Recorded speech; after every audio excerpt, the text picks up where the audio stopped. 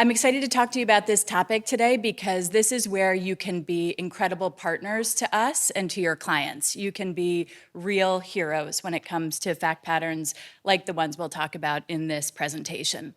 At death, there are liquidity needs, and the biggest one is estate taxes. There are certain solutions that you can provide for clients who need that liquidity that don't obviously have it. There is a big rush to pay taxes. The Connecticut estate tax deadline is 6 months. The federal estate tax deadline is 9 months. When someone dies, they typically start with planning the funeral. Then they typically make an appointment to see the lawyer who prepares a probate application that has to be sent around to a lot of people for signature, then submitted to the court.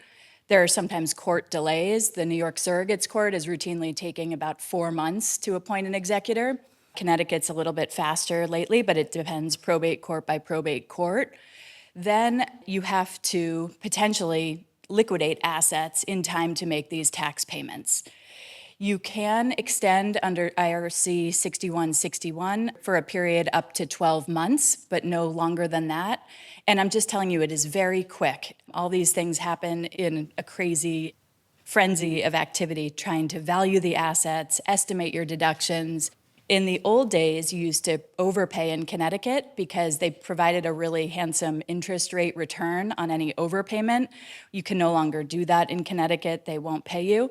But the underpayment risk is really severe. In Connecticut, it's 1% a month for any amount of underpayment, and the federal underpayment rate for 2024 is 8%. So you're really trying to hone in on this number of tax due very, very quickly. Step up in tax basis provides an opportunity to create that liquidity to the extent you have low basis stocks and other things that are easy to provide liquidity. You can get yourself in trouble if you have a client who has a very undiversified portfolio and the family wants to hold that stock, because if the value goes down during the period of the estate administration, you still owe the tax due on either the date of death, the estate value, or the alternate valuation date, which is 6 months later. So any sort of decline after that 6-month mark, you can really be in trouble if you now have assets that are worth less than the tax due. There's no escape from that, and there's been a lot of fiduciary liability cases on that point. So this is a case study that I want you to try to commit to memory for the balance of this presentation, because we'll keep talking about this family. As with suspected crimes, if you see something like this in your client's balance sheet, say something, because this is really a disaster. I ended up showing this case study to a few of my partners to make sure there wasn't an obvious solution that I was overlooking. And my favorite reaction was a partner of mine who's been doing this for about 50 years who put his head in his hands and said, "They didn't do any planning." And so this is really where you can come in and help us and help your clients. This is typical when you have clients that have very high net worth and they think that they don't need insurance because they have $500 million of private equity and hedge fund interests. But when it comes time to pay that tax bill, you need cash. And you need to easily be able to convert the client's assets to cash to make those tax payments. This is the grocery family. So here we have a widower who died 10 days ago. In this hypothetical, he has an LLC that owns a Connecticut operating grocery store valued at $30 million.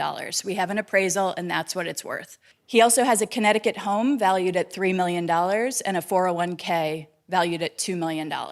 Your estate tax bill on a $35 million estate is $10 million, 7.5 to the Fed and 2.5 to Connecticut.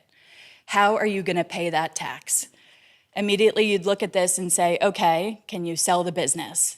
But again, with those timings and the time you appoint your executor, if you don't have an executor appointed for 4 months, how quickly can you sell that business? Really have the cash in hand? Can you do it in 2 months?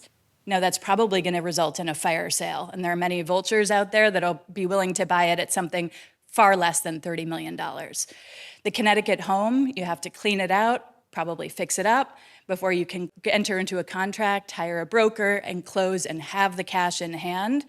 The 401k, if you try to liquefy that, you're going to advance your income taxes. So this is really like something from our nightmares. So here are a couple of ways that you can help the family. There's something called Gragan loans. So under IRC 2053, the only types of deductions you can take are amounts actually paid before the estate tax return is due, and amounts that are actually ascertainable, definite. So the Reagan loan is interesting because we have 2009 regulations talking about the actually paid with exceptions for ascertainable amounts. If you have most types of loans where you have, like this family, the grocery family, going out and saying, somebody give me a loan to pay this $10 million of tax, interest payments are typically due over time, and prepayment is typically not prohibited, so you don't actually know on the date of death how much interest will be paid with absolute certainty. So the Reagan case, and we'll talk about the facts of that case, prohibited prepayment. So anybody could know exactly how much interest would be paid because it had to be paid. There was no way around it. So they took a deduction on the value of the interest paid. Right now, these are under scrutiny from the IRS, and I'll explain when you look at this case study. We have 2053 proposed regulations that were issued June 24th of 2022. And this is a topic that's routinely coming up at Hackerling 2023, 2024. It'll be talked about again in January.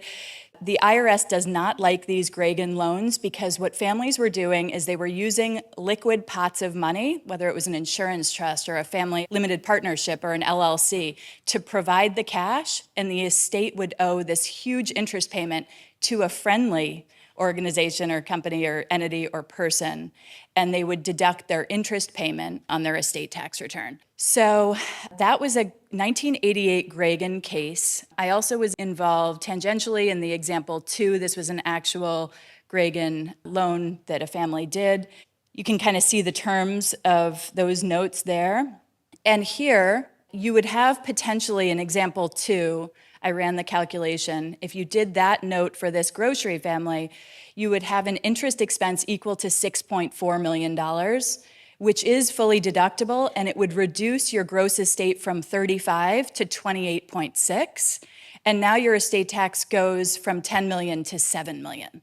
So you've saved $3 million of estate tax by using this Reagan note. But you can see if you're paying that $6.4 million to a bank or another third-party lender, this family is ending up paying still $13.4 million rather than $10 million of expense, right? Taxes and interest. But if you're paying it to a friendly party, now you're only paying $7 million of tax, and you're benefiting kind of the same people on either side of the deal. So the IRS hates this and will really scrutinize it. In these proposed regulations, they want to see a bona fide, necessary loan. They don't want to see that the illiquidity was created intentionally. There's a lot of cases where all of a sudden you convert cash and publicly traded securities to an LLC or an FLP and say, oh, shoot, we don't have liquidity, so we need to do this Reagan loan. No, the IRS is onto those. And so there are 11 non-exclusive factors in these proposed regulations. That said, the proposed regulations have not been enacted. And so it will be applicable, these proposed regulations, for decedents dying on or after the date they are enacted. So Reagan loans are in play, but risky. The other potential loophole you have to get out of this terrible situation in your grocery family example is 6166, which allows for the deferment of estate taxes. And it is really designed to be friendly to taxpayers and allow tax to be paid slowly over time so you don't have a fire sale of every small business in this country when the principal dies. To qualify for IRC 6166 is that your business has to be 35% or more of the total estate. And then the amount that you can defer is equal to the ratio of the business to the gross estate. So it's only a partial deferment. The first installment does not have to be paid for 5 years until death, but there are some payments due, and we'll talk about that on the next slide, in that interim period. And then they can be paid over a 10-year period. So you're really slowing down what taxes do, and maybe this company can generate enough money year after year while it's staying in business to help with those tax payments. There's some downsides. The legal and accounting expenses over an almost 15-year period are significant. If the business is sold or partially sold, so it no longer qualifies for that 35% of the total estate, your tax obligations are immediately accelerated, so you have to be very careful with how you're managing the business. And it limits how much cash can be distributed from the business because the IRS has a tax lien on your property. So they don't want you to be paying your executive staff these major amounts of money when you still owe almost $10 million of tax. So the grocery family example, the business represents $30 million over $35 million of the estate. So you look at the federal tax, because remember, this is a federal tax concept, not Connecticut, and you can defer 30/35 of that $7.5 million of tax. That number is $6.42 million. So you still have to pay federal tax of $1 million plus your Connecticut tax of $2.5 million. Thinking back, that's the house plus some 401k to generate that type of quick liquidities. It's not perfect. You will have interest payments due annually for 4 years of just under $300,000. And then after that, for a 10-year period, your payments will look more like $673,000 to just under $1 million. So it definitely softens the bite. You don't have to pay a $10 million number within the first 12 months of somebody's death. The interest is not deductible, but in exchange for that, the IRS has given really friendly interest payment rates. There's a set amount that qualifies for a 2% interest rate. This year in 2024, the number is $740,000 of tax. And the balance is subject to an interest rate of 45% of the statutory underpayment rate, which this year is 8%. And so it is like an overall pretty good result for most families if you qualify.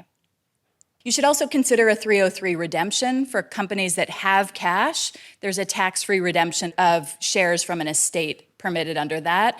You should think about that for C corporations. The best thing that this family could have done was fund an insurance trust during life. And that's where the planning comes in. You might have a lot of clients that say to you, yes, we have a will, and yes, we have a ton of money, and we don't need any sort of insurance, and we don't like insurance, and we don't want it. But insurance really does provide liquidity at death within a few weeks. So if Mr. Grocery had a $10 million funded insurance trust, what you would do with that money is immediately issue an exchange from the estate of $10 million worth of business interests for $10 million of cash, use that $10 million of cash to pay the tax, and the family gets to keep the business completely intact. There is no panic, there is no fire sale. You can really look like a huge hero in this example. If you don't like the terms of your insurance trust and you have buyer's remorse of having done an irrevocable document, Dan Fitzgerald can talk you through how you would solve for that. Thank you.